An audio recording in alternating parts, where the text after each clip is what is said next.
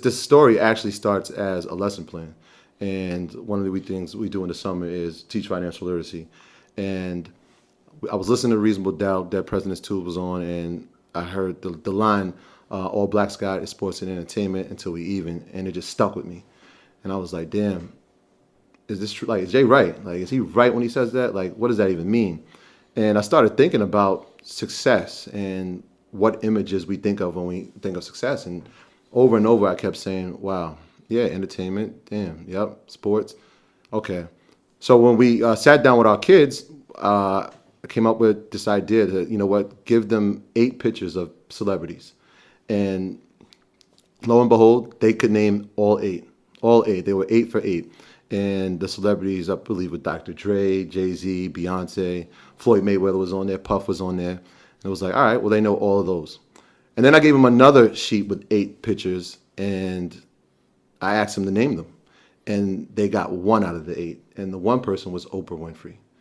And I told them that the interesting thing is that you recognized every celebrity, but you only knew one of the wealthiest people of color in the world. And their minds were blown. And I was like, well, this is why, right? Because all we see is sports and entertainment. So we went to the number 1 person, the wealthiest Black person or person of color in the entire world. Well, Black person, not even person of color. African descent. African descent. And we came to the name Aliko Dangote. Aliko Dangote, he's actually from Nigeria.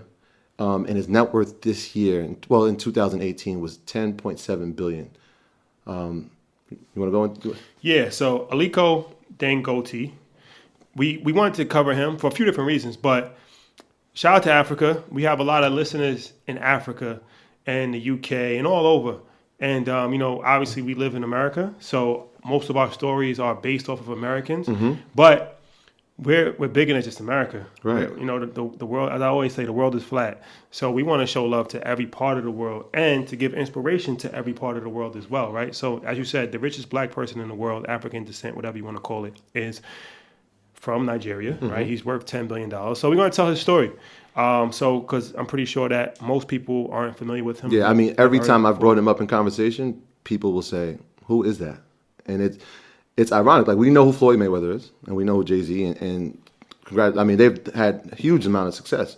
But those 3 people, their net worth doesn't even add up to his. No, it's not even close. So, all right. So, Aliko, he comes from Nigeria, right? And he starts in 21 in the concrete business. Yes. So he comes from a wealthy family already. Yeah. Nowhere near where he is now. Right. But he comes from a wealthy family already. So that's another thing, too, we have to keep in mind, because even with the whole thing with Kylie Jenner, as far as what's self-made, that was a debate on the page. And we have to keep in mind that there are Black wealthy people. Right. Like his grandfather was wealthy. The wealthiest person in West Africa, I believe. Yeah. So, and there's nothing wrong with, we have to get out of that mind. Like, there's nothing to be embarrassed about if your family has money. Right? That's what we should strive to do, to actually leave a legacy for our kids. And it's like we almost like are embarrassed if we have any leg up. I mean, like it's kind of backwards way of thinking. But so yeah, he comes from a wealthy family, but nowhere near where he is now. So at 21, he starts a concrete business, right? And from there, it's a $5,000 loan that he got from his uncle to start the business. From there, he parlayed that into pretty much everything in Nigeria. Agriculture, food, telecommunications, banking, petroleum, sugar, flour, everything. He's salt, guys, hands and everything. Yeah. Everything in the country is pretty much he's involved with in one way or the other. Mm-hmm. He's heavy in politics, everything, right? So what he's doing now is that he is taking a major risk, but that's what business is about, right? Mm-hmm. He's taking a major risk in building a $12 billion petroleum refinery. Yes. Right? In Nigeria. So just a couple things about Nigeria. Nigeria is Africa's largest oil producer. So that's just the first thing. Now they control, I think, the 10th largest oil reserves in the country. I'm sorry, in the world. In the world. But they don't take not their resources, but they don't have refineries that are efficient enough to get it throughout the entire country. Yeah, so the thing about Nigeria is that they have the 10th largest oil reserve, like you said, in the world.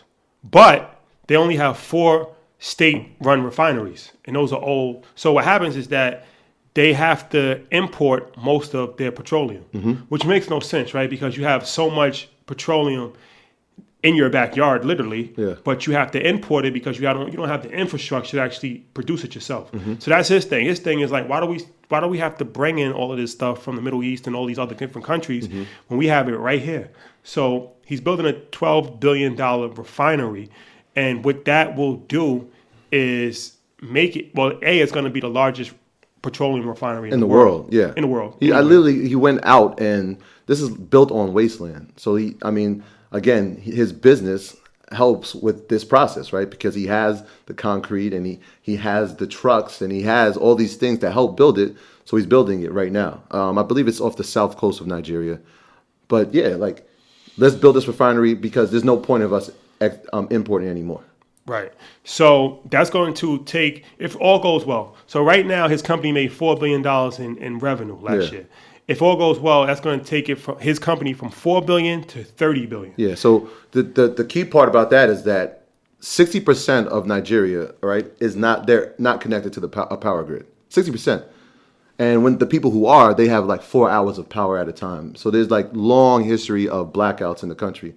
So he has a chance to provide electricity now to an entire country. Yes, he has a chance to change the course of Nigeria forever. Forever. And also change the course of Africa as well. The entire continent. Right. Yeah. Exactly. So what he's doing is more than just money, right? He has a chance to really leave a legacy forever when it comes to Africa. And then, of course, money plays a part as well. As I said, it takes his company from $4 billion to $30 billion. So now he's a billionaire now. I think he was like number 100 on the list. Yeah, he I think his highest rank on the list was like 25. He was up to like 25 billion. A couple of things that happened. Stocks. What this does now, this puts him in like the top 20 now. Yeah. Like now he's in there with Bloomberg and guys like that, right? Yeah. So that changed the trajectory of wealth as well. But as I said, more importantly, like you said, 60% of the country doesn't have electricity.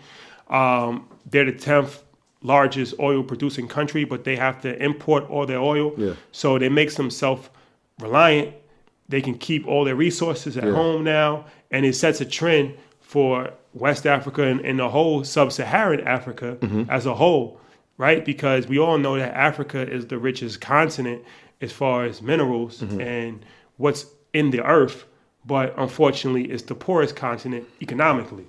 Right? So hopefully this will be a trend that countries can follow and businessmen in the countries can follow, where now the wealth is actually kept in Africa and they're producing for themselves and they're keeping it for themselves, right? Well, so there's two sides to every story, right? So a lot of people aren't big fans of his because they said that, he has a lot of money offshore and some shaky business practices. Some political pays scandal. off politicians. Right.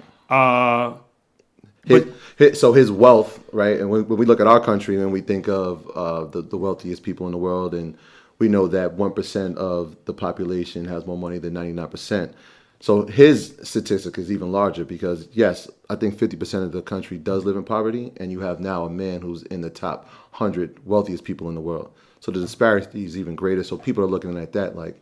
But that's not just his. I mean, look at Carlos Slim in Mexico. Another person. Or look at this plillion of billionaires in India, or even America, right? So that's all over the world. Yeah. But like I said, there's some rumors that he's done some things, which I mean most business people have on a certain level, right? But then he also has a charity where he's donated $1.2 billion of his own wealth. Yeah, I believe him and Bill Gates are doing. Well, he's doing some stuff with Bill Gates as well. Right. But then he also built 200 homes for poor people. Yeah. So and he said his favorite. So he. For the first 20 years of business, so he started his company, I believe, in 1977. First 20 years of business, refused to travel. Yeah. Did not travel at all. And that's interesting. No vacations. So that's because that goes back to the college and thing, right? Where it's okay, you start with money. Obviously, if you start with money, you have a leg up. It's obvious, right? But you still have to work the money to make it more money. So the guy didn't take a vacation for 20 years. 20 years. It took him. Now he takes vacation now. But for the first 20 years in business, he didn't take a vacation. His ratio now is for every 2 weeks he works, he takes a vacation. We have to get to that ratio. Yeah, I mean, that's an amazing ratio. It's like how many people take vacations just all the because, time. Yeah. and shouldn't be. You can't afford it. Right. You have no money and you're still taking vacations just for the hell of it. You go to Miami just cause. It's funny you said Miami because when he said the two favorite places to travel, Atlanta and Miami. Atlanta and Miami. That's pretty random. I'm gonna be honest with you. Yeah. If I'm one of the richest people in the world, I love Miami. Yeah. I love Atlanta too. Those would not be my two top travel destinations. Well, where you coming from though? You're coming from New York. It doesn't matter where I'm coming from. Well, somebody who's in Nigeria, they may look at that as like that's a tourist destination. I mean, we do it like pretty regularly. Shout out to Atlanta. Shout out to Atlanta. Shout out to Atlanta. Shout out to Atlanta. Shout out to Atlanta. Shout out to Miami too. Yeah. It's just a little random for me. That's all. But yes, those are his two favorite. He actually owns a lot of property in Atlanta. Yeah. He I think he had a residency out there, but now I think he's staying at some like luxurious like resort there now. Like, Yeah. he doesn't So own it anymore. I mean, the guy he's balling out of control. But the thing about it also is that there's flip sides to every coin, right? So some people say he's a bad guy. Some people say he's a good guy. I learned that life is complicated, right? Mm-hmm. So when I was in Colombia, I went to Colombia a little while ago, and obviously when you think of Colombia, who do you think of? Pablo Escobar. Pablo Escobar. He's a legend. So everybody knows Pablo Escobar's story. I don't have to tell the story. Half of the country hates him, despises him, and half of the country loves him, right? So depending on who you talk to, you're going to get a different story. Yeah. So if you talk to some of the people that he might be responsible for killing and, you know, ruining lives and all these things, then they would tell you that he's the devil. He's the worst person in the world. Yeah. But then I went to a community, I forget what it's called, but it's Pablo Escobar community where he built, I think like 300 homes for poor people, right? And he built the whole community. He built a hospital, he built homes, restaurants, grocery stores, everything. He literally built the community for poor people. And everybody lived rent-free. Everybody had a home. Yeah. They got murals of him on the wall. To this day, they still got murals of him. Like, he's a saint, right? So life is complicated, right? Yeah. And depending on who you ask opinion, you're going to get a completely different answer. Yeah, so there was in the part where he's building the refinery, there was some negative press where people had lived near the land and he came and He cleared off the land off. So that's the didn't provide homes or didn't provide anything. So they said he cleared off the land to make room, but then he built 200 homes for poor people. Yeah. So it's like, and his thing is like he doesn't even want to be remembered as the wealthiest person of African descent. He'd rather be known as a philanthropist. And that's honorable. Like he just wants to be the person that has given back. And he has a chance to. Like what we said, if you think about it, like his country relies on imports. He has a chance to reverse their entire trajectory and be a country that is pretty much making their revenue from exporting their resources. So that's, I mean, it's a good story. And then it's amazing. Also, it's just, we like to highlight business people, and we want to give people inspiration and hope and just different figures, right? Like we all know who Warren Buffett is. We know who Bill Gates is. Yeah. So why should we not know who he is, right? Like, I doubt, and I work in schools. His name is never being brought up at any school. But there's a bunch of people. We got Robert Smith, who's the richest Black American. He's a billionaire, and a lot of people don't know who he is. They had Rob Johnson before him, and he wasn't brought up. But even Rob Johnson, he's still in sports entertainment on a certain level. But Robert Smith is in private equity. So we're going to try to highlight different people from different walks of life, but business in particular, because I think it's important for people to see these people and to just know about them. You don't have to be a fan of them or not, but at least you should be aware of them. Yeah, the power of presence and the power of perception. It's like at least I've seen somebody who is doing this. It's powerful. If we've never seen that, then we may aspire to be an athlete or somebody in entertainment. It's like, oh wait, there's somebody doing something else in this avenue.